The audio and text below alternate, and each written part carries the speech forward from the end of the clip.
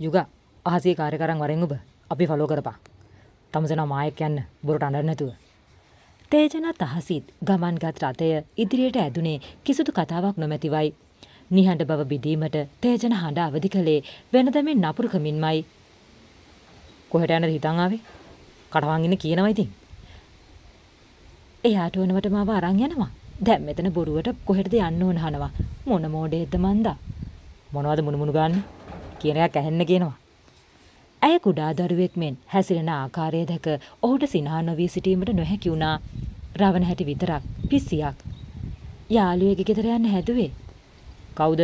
අර තමුගේ නැට්ට වගේ ඉන්න මොංගලිගේ ගෙදරටද? ඔව් එහෙ තමයි. කටවහන් යමුද? මං පාර කියන්නම්. අවශ්‍ය වෙන එකක් නැහැ. මං පාර දන්නවා. තේජන ඇමතුමක් ලබා ගත්තේ පිටුපසින් එන යුගාන්ටයි. යුගා මේ අහසිගේ අර නැට්ටගේ ගෙදර ඔබ දන්නවනේ. අපි ඉස්සර කරපා. අපි ඔබ ෆලෝ කරන්න. අහසි පුදුම වුණේ තේජාන්ගේ මිතුරා අව්‍යාව දැන සිටීම. ඒ කෙසේ වන්නද? ඔවුන් මින් පෙර හඳුනනවාද? කොහොම බලන්න එපා ගෑණී. සමහරවිට තමසකම නෑ නෙවෙයි ඒකිත්. ඇති මන් දිහා කන්න වගේ බලන් වුණා. බහිනවා. ඔන්න ආවා. ඔහු ඈ ගැන සියල්ලම දන්නවා. ආදරේ නොකියම ඇයට අයිතිවාසිකම් කියන්න රං. ඇයටද එයට කැමති. හිතට ඇති වුණේ සතුටක්. ඇතුළට එන්නේ නැද්ද? එන්න ඕනදයි. ඇයව ඔහු වෙත ඇදගනිමින් ඇගේ දෙතොල් ප්‍රථම වරට ඔහුගේ රළු දෙතොල් වලින් නිඳුල් කළේ ඇය ගැන ඇති වුණු පිවිතුරු ආදරය නිසාවෙන්. මේකිගේ ලැජ්ජාව. මේ බලනවා මන් දිහා. ඔය බොරු සෝබනද දා I love you කියන මට තේරෙන්නේ නැහැ. ඒක තමුසෙටම දැනෙනවා ඇතිනේ. ඒ නිසා මින් පස්සේ ඔය වගේ ඇඳුම් නොඇඳ දිගට අඳිනවා. තේරුණාද? තේරුණා. පරිස්සමින් යන්න. ගිහින් කෝල් එකක් දෙනවද? දැන් ඇතුළට යනවක ඉතින්. කො යනවා? ඇය නිවසෙහි ඇතුළට යනකම් සිටි තේජන රථේ නැවත හරවගත්තේ යුගාන්ගේ විහිළු මැදයි. මට නම් පට්ට හැපි බං. ඒකේ උඹටම සෙට් කෙල්ල. කන්ග්‍රැචුලේෂන්ස් මචං. අනේ ඵලයක්. මං දැක්කත උවර බැල්කනි එකේ ඉන්න එකිට කෙලබරනවා. අඩෝ උඹ ඒ ඇසේ එකක් දැක්කද බං? යුගා ජෝක් නෙමේ. ඒකෙල් අහිංසකයි. ඒ හින්දා රවට්ටන්න බලන් සෙට් කරගන්න එපා බං. ඒ උඹ සීරියස් වෙලාද? පිස්සුද බං? මං ඒකට සිරා හෙල්ප් කරපන් හොඳේ.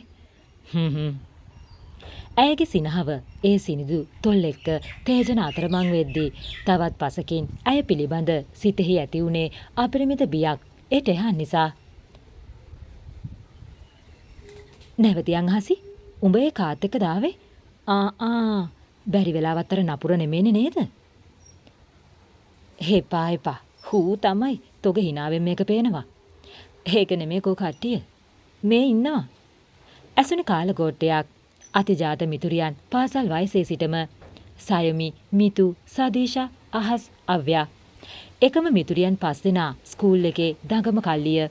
කාලයකට කලින් ඒ දඟකාරකම් වලින් අහසිට ඈත් වෙන්න සිදු වුණත් ආයෙ මේ කාලට යන්න පුළුවන් නුන එක ඇයගේ හිතට ගෙනාවේ සතුටක්. මුලින්ම සෝරි ගයිස්. ඊයේ එන්න බැරි වුණාට. මොකද කියන්නේ? කට්ටිය කොහෙද ට්‍රිප් එකක් යමුද? හේ මාරු අයිඩියා එක හසියෝ. යමුකෝ. ඇත්තට හුඟ කාලෙකින් ජොලියක් ගන්න බැරි වුණානේ. ඒ සයු මේ යනවනම් ආසිගේ බොයිෆ්‍රෙන්ඩ් එක්කන් යන් හොඳේ. ඌ හෙන හැන්ඩියනේ බං. අනේ මේ එයාට නම් එන්න කියන්න බෑ මට. අපි යමු ඕකේ. යන්න තැනක් බලන්නකෝ. කට්ටියත් එක්ක වල්පල් දොඩෝලම කාලය ගෙවුනේ හිතන්නත් කලින්. හුඟ කාලෙකින් හිතේ සැනසුමෙන් නිින්දක් ලබා ගන්නයි දැන් නුවමනා. ඇමතුමක් නොදන්න නම්බර් එකකින් ආන්සර් කරනවද නැද්ද? කමක් නෑ. ආරම්ම බලමු කවුද කියලා. හෙලෝ කවුද මේ? හෙලෝ කතා කරන්න බැරිද? කට්ටිය එක්ක ට්‍රිප් යන්න නේද හදන්නේ මාව දාලා? හෙලෝ තේජන මේ ඔයාද? කොහෙන්ද නම්බර එක? මොකද hina වෙන්නේ භූතයෝ? කියනවකෝ කොහෙන්ද මගේ නම්බර එක? බූරුවා? කවුද යකෝ බූරුවා? අම්මෝ සෝරි නපුරා. අන්න එහෙම එන්න මැනික හොඳේ. ඉතින් කියන්නකෝ කොහෙන්ද කියලා? කොහෙන් හරි අම්බුණානේ. ඒකෙන් වැඩක් නැහැ. හෙට යමු. කට්ටියට ලෑස්ති වෙලා ඉන්න කියන පාන්දර 3:30 වෙද්දී. තව දෙයක්. දැන් ඇඳේ නැගිටින්න දුවන්න ඕන නෑ. ඒක යාළුවන්ට කියන්න. එයාලා දන්නවා. ඒ නිසා නිදා ගන්න. උදේට කතා කරමු. හරිනේ? good night. good night නපුරෝ. තව එකක්. අර අද හම්බුන හැන්සම් පොර කවුද කියන්නකෝ? හැන්සම්? ඔබ මගෙන් අහගන්න එපා. කටවන් නිදා ගනින් දැන්. හෙට පෙන්නන්නම් මං හැන්ස. දුරකථනයේ විසන්ධි කරලත් හමාරයි ඔහු. ඉරිසියාව නපුරගේ. හීනයක් වගේ මේක නම්. කොනිත්ත ගත්තනම් හරි. ආව් නෑ හීනයක් නෙමේ. එයා ඇත්තටම මට කතා කරලා. අහංකාරස් මින් පස්සේ මගේම විතරයි. රාත්‍රියේ ගෙවුනේ ඔහුගේ මතකවලින්. එහෙම ඕඩි නැගිටිනවකෝ අයියලා ඇවිල්ලත් එක්ක. මේ බූති තාම නිදි. මේකේ හෝටල් කොහොම රන් කරනවද මන්දා? මගුල හීන දැක්ක ඇතියකෝ ඇහැරියන්කෝ රෙද්ද. අනේ ඵලයන්කෝ මට නිදා ගන්න දීලා. අප්පට උඹලා යන්නද හදන්නේ? එහෙ දාලා යන්න එපා යකෝ. හිටින් සුටුස් ගාලා ලෑස්ති වෙන්නම්. අනේ මේ හුඹේ සුටුස් ඉක්මනට ලෑස්ති වෙයා. අපි පහළ ඉන්නවා. තද දම් පැහැ දිගු ගවුමට කොණ්ඩේ කඩා දමා කටුවක් ගසා ගත්තේ. කැඩපතින් දිස්වෙන ඇගේ රුව දෙසම බලා මේකප් නොකර තොල් ආලේපන වලින් පමණක් හැඩ වූ ඇය පහළට දිව ගියේ පරක්කු වූ නිසා ඇය ඇයට බැනගනිමින් පහළට එන ඇය දෙස බලා සිටින තේජන දැක යුගාන් හඬ අවදි කළේ තවත් ප්‍රමාදුව හොත් යන්නට බැරිවන බව හොඳින් දැනගෙනමයි. තේජ් ඇති ඕයියේකි වැස්සලින් කෑවා. ප්ලීස් මචං උඹ පිච්චමල තරම් ඉක්මනට යමන් නැත්නම් අද යන්න වෙන්නේ නැහැ. තේජ් සමග පැමිණ සිටියේ තේජනගේ හා යුගාන්ගේ මිතුරන් කිහිපයක්. ඔවුන් දැක අහසින් අතර වුණා. තේජන ඔවුන් හඳුන්වා දුන්නේ යහළුවන්ද ඇයව හඳුන්වා දෙන මෙන් කළ විහිළුවටයි. අහසි මේ දේවින්ද. එතකොට මූ පවන් මේ කල්ප. අපි සෙට් එකේ පාපි යාළුවෝ. එතකොට මචං මේ අහසි. මේ අර උඹෙරුම් කටවන් ඉඳන් යකෝ. මූට පිස්සු ගණන් ගන්න එපා. මේ යමු නේද? ඒ හඬ යුගාන්ගේ. අපෝ අප්පා ඔයාලා ඔය කියව මදිද? දැන්වත් යමුකෝ. යද්දි ටිකක් නිදා ගන්න ඕන. නිදිමතයි යන්නේ. ඒ සායුගේ හඬ. අප්පෝ බා කුඹකරණියොත් ඉන්නවද? ඒ කල්පගේ හඬ. මේ යමක් යන්නත් කලින් එල්ලෙන්නේ නැතුව. හැමෝම රැගත් වෑන් රථය අනුරාධපුරයේ බලා ගියේ සියල්ලන්ගේම තේරීම අනුරාධපුරයේ වූ නිසයි. Thank you තේජ්. තේජ්ගේ උරහිසට බර වූ අහසි මිමිනුවේ ඔහුට පමණක් ඇසෙන්නටයි. ඒ ඇයි හදිසියෙම මට තෑන්ක්ස් කරන්නේ? මං ආසාවෙන් හිටියේ ඔයා එක්ක අනුරාධපුරේ යන්න. දැන් ඉතින් යන්න පුළුවන්නේ? ඇයි යන්න එපා යට එහාන්කාරය එක්ක. ඊයේත් කිව්ව හැන්සම් කියලා. හැන්සම් තමයි ඉතින්. හා එහෙමද පුංචි නෝනා. එන ඌ එක්කම හිටපන්. කල්ප වාහනය නතර කරපන්. යුගා උඹ වරෙන් පස්සට මං එන්නම් උතෙන්ට. ඔහුට තරහා ගින් ඇයට දැනෙන දුකක්. ඒ වචනයට බර වැඩි. ඇයගේ එකම ප්‍රේමය ඔහුයි. ඉතින් ඇයත් හිතුවක්කාර නිසාම ඔහුට යන්නට හැර දැස්වලින් ගලන කඳුළු අත්ලෙන් පිසදාගෙන කවුළුවෙන් එපිට බලාගත්තේ හිතෙහි ඇවිලෙන ගින්න නිමා ගැනීමටයි. වෙහෙස කර ගමනක් වූ නිසාම සියලු දෙනා මොහොතකින් නිින්ද වැළඳ ගනිද්දී ඇයත් ඔහුත් දෙතනක නිදුර ලැබ වැළපෙයි. අහසි උඹ එන්නේ නැද්ද කන්න යන්න? මට කන්න බෑ ආවි. ඔයාලා කාලේ එන්න. අහස ගැන නොබලාම මිතුරන් සමගින් අවන්හල වෙත යන තේජන දෙස බලාගෙනම ඇය පැවසුවේ හිතේ ඇති වූ වේදනාවෙන්මයි. අනේ මන්දා උඹත් හිතුවාකාරයි. ඕන එකක් කරගනින්. මේ සිදුවීම තේජන බලා සිටියේ හිතේ ඇති වුණේ නැවත නැවතත් ඔහුගේ කේන්තිය වැඩිවීමයි. එතරම් හිතුවක්කාරකමක්. ඔහු ඇය ගැන සිතා සිටි සියල්ල මවා පෑමක්ද? හිතුවක්කාරි. බලමුකෝ කොයිතරම් වෙලා බඩගින්න ඉදීද කියලා. සෑම උදෑසන ආහාරය රැගෙන පිටත් උනේ අනුරාධපුරේ බලා යාමටයි. අයියෝ පණ්ඩිතයා වගේ කෑවේ නෑ. දැන් බඩගිනිනේ අප්පා. මේ මෝඩයා හොඳට කාලා ඇවිත් කෙල්ලෝ එක සිඩික්කිතදා යන ලස්සන බූරුවා. ඇය සෙමින් මුමුණමින් ඔහුට බැන වැදුනත් මේ සියල්ල ඔහුට ඇසිනි. මුව මද සිනාවකින් පිරුණත් නැවතත් සුපුරුදු කේන්තියෙන්ම ඇය දෙසට පාර්සලයක් විසිකලේ නපුරුකමින්මයි. ඇස්වලින් ඉඟි කරමින් පාර්සලේ පෙන්නමින් නපුරුකමින්ම ඇයට පෙන්වන අයුරු දුටුවත් එය නොදුරු ලෙසම ඉවත බලාගත්තේ ඇගේ සිතෙහි පෙර ඇති වූ දුක නිසාමයි. කට්ටිය එක කාලා ඇවිත් දැම්බුරුවට මට දෙනවා. මට ඕනි නෑ එයාගේ කෑම. මුවින් නොපවසාම හිතින් ඔහුට බැනවැදින ඇය දෙස බලා තේජන හඬ අවදි කළේ ඇය ආහාර නොගෙනම සිටින බව ස්ථීර නිසාමයි. අවි ඔයාගේ යාළුවට කියන්න නොකා මෙතන අපේ ගමන විනාශ නොකර කන්න කියලා. නැත්නම් මටනේ වදේ. අවි යාට කියන්න මං ගැන කරදර නොවි ඉන්න කියලා. මං කාටවත් වද දෙදී ඉන්න කෙනෙක් නෙමෙයි කියන්න. දෙදෙනාගේ රණ්ඩුව තවත් දුර දෙක යන බව අහස්ගේ කඳුළු සාක්ෂි දරුව නිසාම යුගාන් හඬ අවදි කළේ ප්‍රශ්නය දුරදිග නොයවීම සුදුසු බව හැඟුර නිසාමයි. තේජ් ඔබ නංගි ගාවට යමන්. පව් බං. ඔහම කෑ ගහන්න එපා. අපිට වගේ ඒකිට උඹේ නපුරුකම් දරා ගන්න බෑනේ. විකාර නොකර ගිහින් ඒකිට කන්න ගියපා. හොඳින් කියපා. තේජන යුගාන්ගේ වචන පිළිගෙන නැවතත් ඇය අසලින්ම අසුන් ගත්තා. ඇයව තවත් හැඬවීමට සිත් නොදුන් නිසයි. ගෙනා කෑම පාර්සලය නැවත ඇයට දෙමින් ඔහු ඇගේ කඳුළු අත්ලෙන් පිස දැමුවේ ඇයගෙන සිතෙහි ඇති වූ වේදනාව නිසාමයි.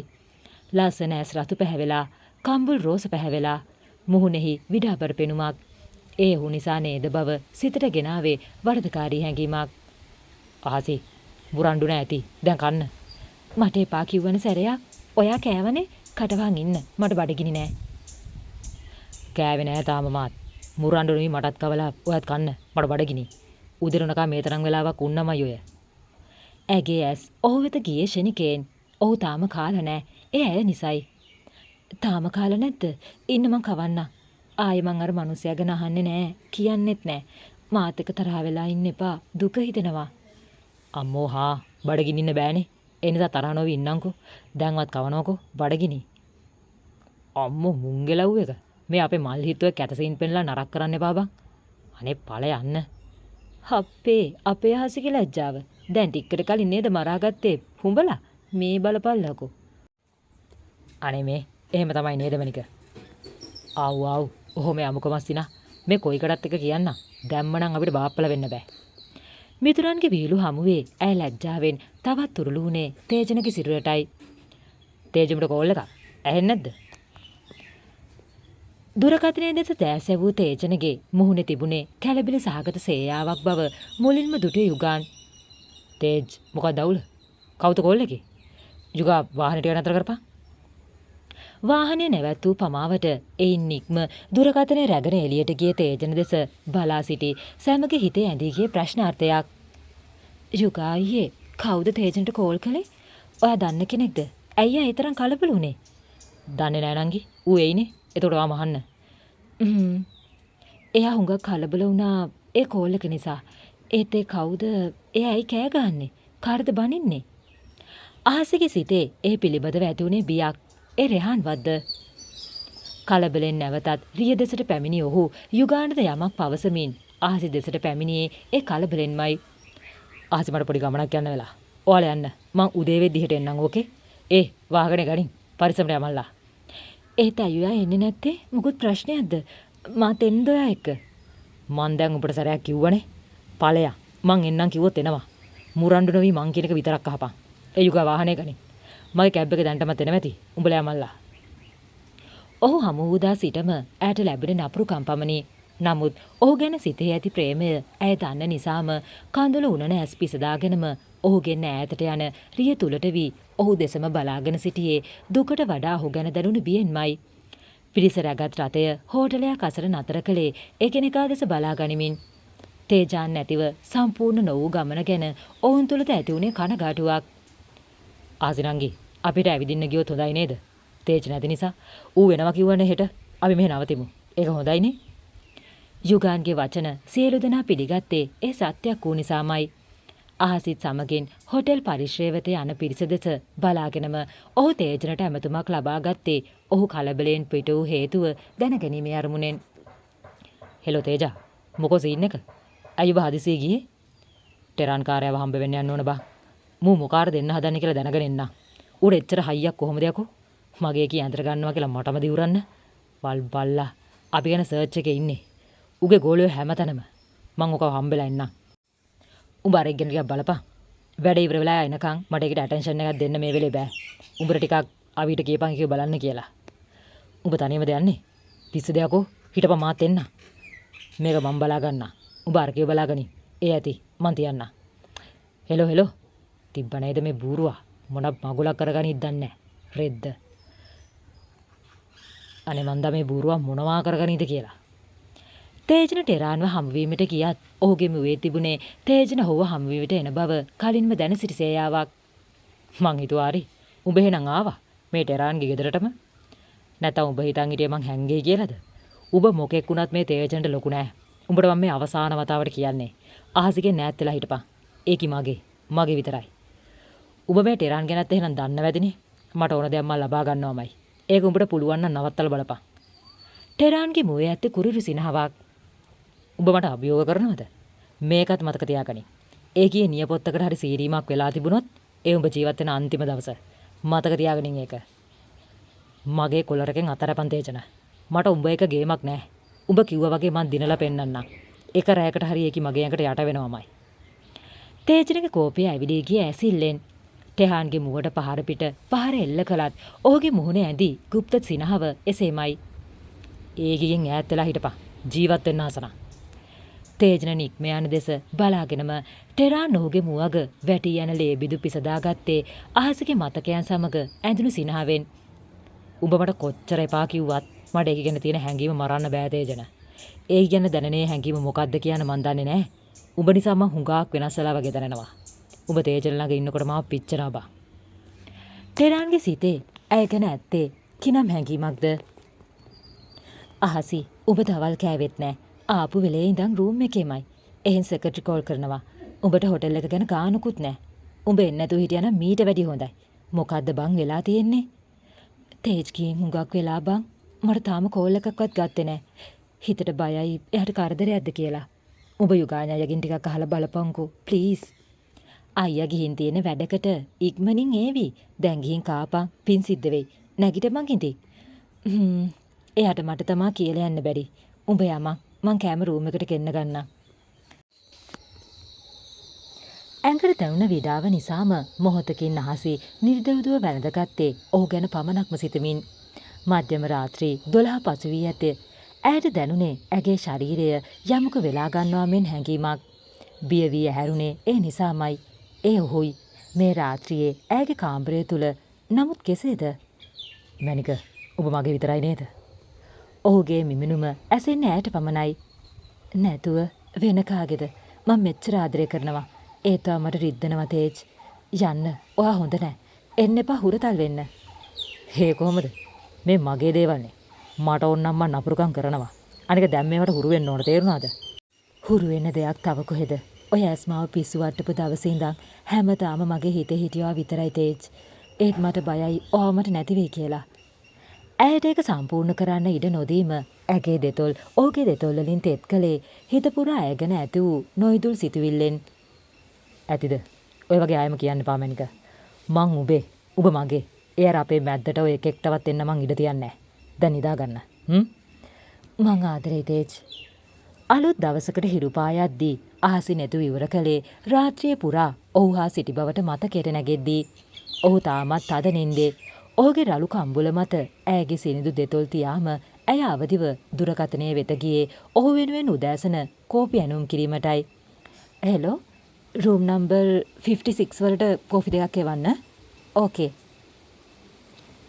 ඔහු දෙස නැවතත් නෙත් යවමින් නාන කාමරය වෙත යන යුවතිය දෙස තේජන හොරහින් බලා සිටියේ ඇයගේ දඟකාරකම් දෙසයි. හිතට ඇය ගැන බියක් දැනුණත් හැකි ඉක්මනින් ඇය තමා සතු කර ගැනීම සුදුසු බව ඔහුට වැටහි ගියේ ටෙරාන්ගේ වදන් සිහිවීමෙන්. ඩග්ලස්, ඔබ හසි ගැන හෙව්වද? අරු අනුරාධපුරේ ගිහින්ද? බොස් ඒක මොකද යකෝ ගොත ගන්නෙ? ආපුදට උත්තර දීපන්. ඌ ගිහින්ද නැද්ද? බොස් ඌ ඊයේ රෑම ගිහින්. ඌ ඒකට සිරාලා වුණා මං ඈත් වෙන්න. මං වගේ එකෙක් ඒකට ගැලපෙන්නේ නෑ බං. ඒක ගැන අහ ගහන් හිටපන්.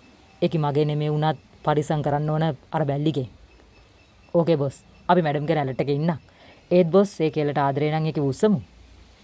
ටෙරාන්ගේ මුවේ ඇඳී ගියේ වේදනාත්මක හිනාවක්. එහෙම කරන්න තිබුණා. ඒකි තේජ්ට ආදරේ නොකළා නම්. මට ඒකේ බලෙන් එපා බං. ඒ කිව්ව එක සතුටෙන් හිටපු දෙ.